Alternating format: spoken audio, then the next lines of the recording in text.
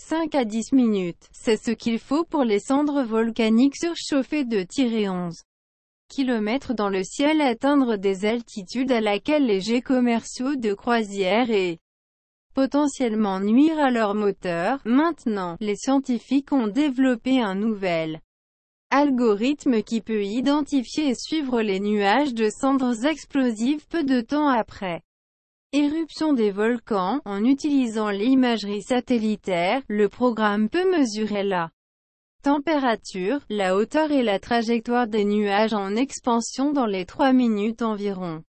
Les chercheurs rapportent en ligne le 8 novembre en Sciences de la Terre et de l'Espace, en traquant ces plumes de cendres en temps quasi réel. Les scientifiques peuvent alerter les autorités de l'aviation s'il est nécessaire de modifier les avis de cendres volcaniques ou de changer les trajectoires de vol de tout avion qui se dirige vers des éruptions dangereuses. La détection en temps opportun est cruciale, dit Michael Pavolonis, co-auteur de l'étude, un scientifique physique de la National Oceanic and Atmospheric Administration à Madison, Wisconsin. La nouvelle technologie pourrait être particulièrement utile pour le suivi des volcans non surveillés dans les régions éloignées. Sur les quelques 1500 volcans actifs à travers le globe, moins de 10% sont surveillés. L'algorithme fonctionne en scannant des images prises par des satellites météorologiques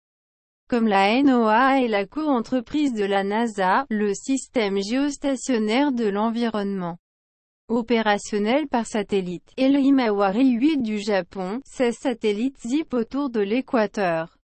Claquer des images de grands pans de la Terre aussi souvent que toutes les 30 secondes. Le défi est de dire différents types de nuages à part, Pavolonis dit, pour distinguer l'éruption des nuages de cendres volcaniques et la formation de grands orages. Par exemple, l'algorithme analyse quelques choses appelées températures de luminosité, comme les nuages de cendres surchauffées déferlent dans le ciel, ils refroidissent rapidement comme ils près de la stratosphère. Les chercheurs ont formé l'algorithme sur 79 éruptions volcaniques observées dans les données satellitaires de 2002 à 2017.